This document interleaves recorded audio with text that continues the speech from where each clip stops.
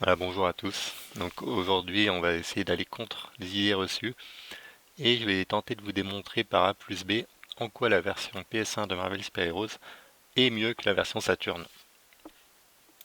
Donc je vais aborder pas mal de points différents. On va commencer avec les temps de chargement. Donc j'ai fait des tests sur les deux supports avec d'abord un match Wolverine contre Spider-Man. Donc sur PS1, on s'en sort avec 11 secondes de temps de chargement et sur Saturn 15 secondes.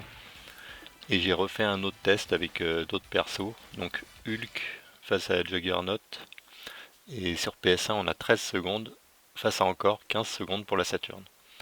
Donc du coup on peut conclure, et même j'ai fait d'autres essais aussi avec d'autres persos, qu'en général les temps de chargement sont un peu plus courts sur PlayStation. Maintenant on va parler un petit peu du son. Donc il semblerait que certains bruitages soient absents de la version Saturn. Ça se passe dans le sage de Wolverine, là quand vous avez l'espèce de pont en bois qui est détruit. Donc le pont tombe dans une rivière. Donc le bruit de l'eau quand il tombe est absent sur Saturne. Et un peu plus tard, à la fin du round, le pont tombe d'une sorte de cascade. Et il y a encore un espèce de bruit d'eau quoi qu'on n'entend pas. Tandis que ces bruits sont présents sur la version PS1.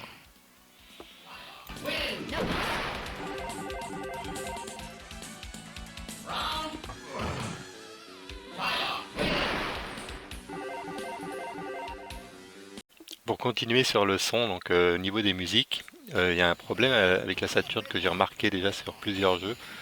C'est qu'au bout d'un moment, en fait, quand il y a les musiques qui se déroulent pendant les rounds, il y a un moment où la musique va s'arrêter en fait, faire une sorte de reboot. Pendant quelques secondes, il y aura un petit silence et repartir après. Donc ça sur PS1, ça n'existe pas.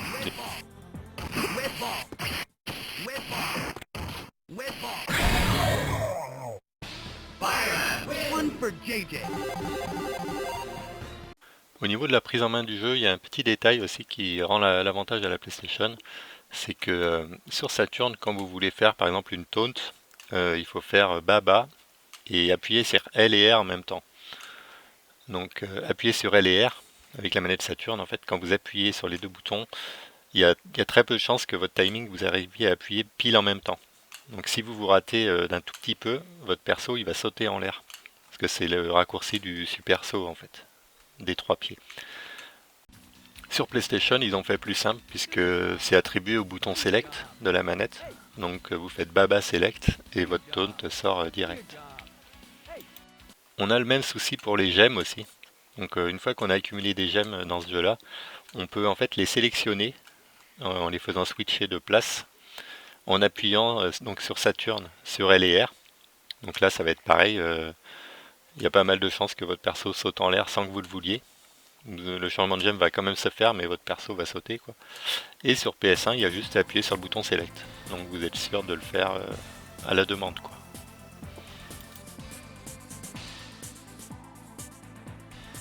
On va s'intéresser maintenant au menu des options sur Saturn. Et encore une idée reçue qu'on lit un petit peu partout, à chaque fois qu'il y a des vidéos ou des posts sur Marvel Super Heroes, il y a toujours un mec qui vient et qui dit qu'il faut mettre la cartouche RAM d'un méga pour rajouter des animations, blabla. Donc ça on le lit un petit peu partout, mais les gens ne disent pas le côté négatif de la cartouche RAM en fait. Donc première chose, c'est que la cartouche va rajouter des temps de chargement. Donc là où on était en moyenne à 15 secondes, on a vu tout à l'heure, on va passer à 17-18 secondes. Et donc même si elle rajoute en effet des animations à tous les personnages, sur les poses immobiles, les poses accroupies et les animations des coups en jeu, elle rajoute beaucoup de ralentissement au jeu. Et on va voir ça avec un petit exemple par exemple de Juggernaut contre soit Doctor Doom, soit Thanos. Là, je vais vous montrer les deux. Et vous allez voir que ça se passe vraiment au ralenti, en mode sous-marin. Le perso va faire des sauts flottants, enfin tout est complètement ralenti, quoi.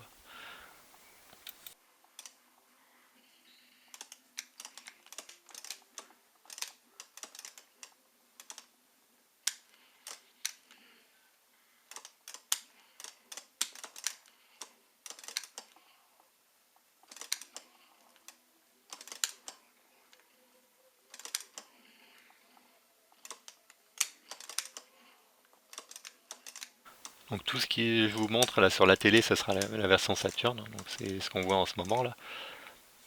Et puis maintenant je vais vous montrer sur PS1 comment ça se passe, donc un match contre Thanos avec Juggernaut, et vous allez pouvoir voir de vous-même que c'est quand même beaucoup plus fluide et moins flottant.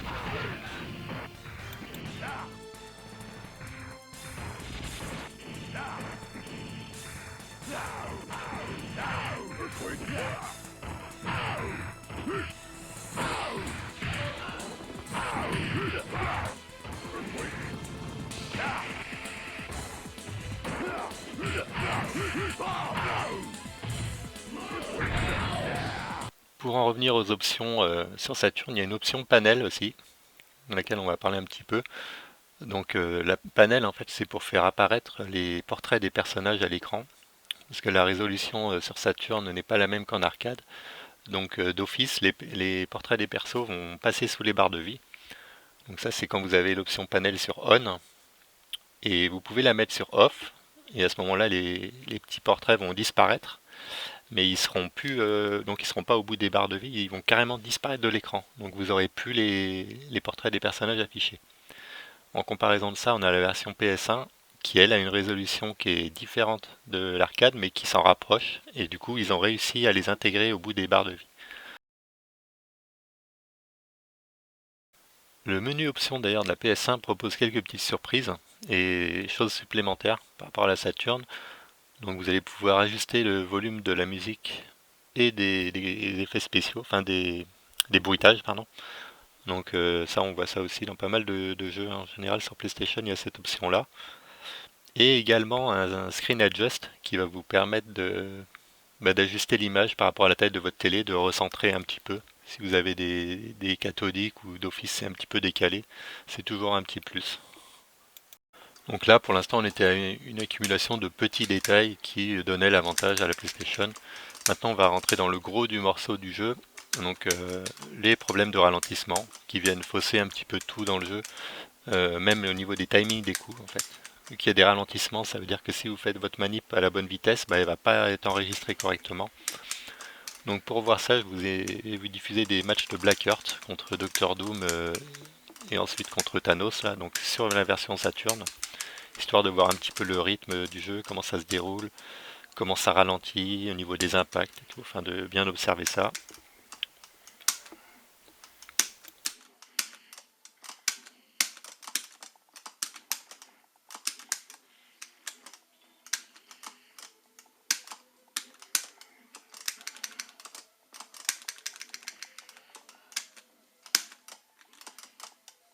Donc là, je rappelle, sur Saturn, c'est sans la cartouche RAM, parce que c'est vraiment l'expérience de jeu la meilleure sans la cartouche. Donc ça a été enlevé.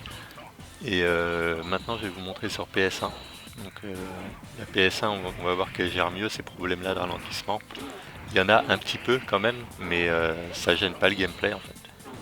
On teste sur les deux versions, ça passe vraiment largement sur PS1. Donc avec le premier match contre Doctor Doom, suivi de Thanos après. Donc pour bien comprendre ces différences de vitesse, de ralentissement, il faut bien tester les trois versions. Donc la version arcade du jeu, qui est largement plus rapide que les versions console, puis la version PS1 et Saturn. Et par élimination, on se rend compte que seule la version PS1 va rester jouable, et que la version Saturn, c'est vraiment compliqué d'y jouer. Alors, je vais essayer de vous expliquer vraiment concrètement dans le gameplay du jeu en quoi ça gêne ces histoires de ralentissement, avec un petit combo de Wolverine là, que je vais vous montrer sur les trois versions du jeu. Donc on va commencer, je vais vous le montrer d'abord en version arcade ce combo. Donc on voit que c'est dans ce jeu là en fait les air combos se passent assez vite, même les combos au sol. On voit le compteur de hits qui défile, et au niveau de l'animation des coups des personnages, si on regarde bien, limite on comprend pas trop ce qui se passe, on n'a pas le temps d'identifier chaque coup que le personnage va donner. Par exemple Wolverine sur les passages où il est en l'air, on voit qu'il tape un petit peu dans tous les sens, mais c'est vrai qu'à l'œil nu, quand on connaît pas trop le jeu, on a du mal à savoir, à voir les coups qu'il donne concrètement. Donc faire ce genre de combo nécessite un timing assez précis, puisqu'il va falloir que vous enchaîniez les boutons les uns à la suite des autres avec un certain rythme en fait.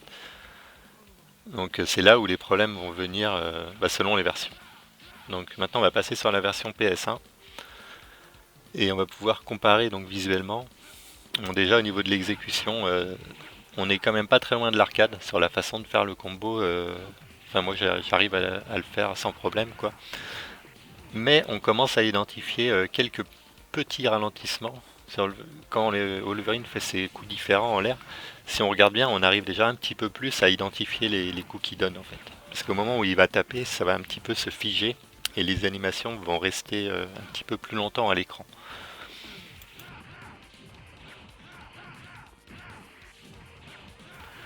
Donc maintenant on va passer à la version Saturn et on va avoir clairement une petite différence là, c'est que les coups de Wolverine sont plus facilement identifiables quand il va taper. Ça va à moitié faire friser l'écran à chaque impact. On voit Wolverine un petit peu immobilisé dans chacun de ses coups. Et le problème de ça, c'est que bah, du coup, ça ralentit le combo. Et l'exécution, la façon d'appuyer sur les touches va être ralentie. Donc il va falloir s'adapter et modifier son rythme. Donc on est vraiment différent de ce qu'on avait en arcade là-dessus. Où c'est des combos qu'on apprend par cœur et qu'on exécute d'une certaine façon. Là, il va falloir s'adapter au rythme et ralentissement de la Saturn et bah, ça pourrit un petit peu l'expérience de jeu, quoi. Donc au final, qu'est-ce qu'il y a de mieux sur Saturn que sur PlayStation? Bah, il y a que les décors sont complets, il manque rien du tout au niveau des animations. Alors que sur PS1, il y a des petits trucs qui ont été enlevés. Pareil pour les étapes d'animation, il y en a un petit peu plus sur Saturn, contrairement à la PS1. Mais la PS1, au niveau du gameplay, est beaucoup plus fluide. Donc, est-ce que le sacrifice vaut le coup? Pour moi, oui. Mieux vaut sacrifier quelques petites choses, mais que le jeu reste jouable, plutôt qu'un beau jeu complet, mais qui est à la ramasse, quoi. Donc voilà, j'espère que j'ai réussi à vous convaincre avec ce petit comparatif. Et si vous avez des avis différents, n'hésitez pas à m'en faire part.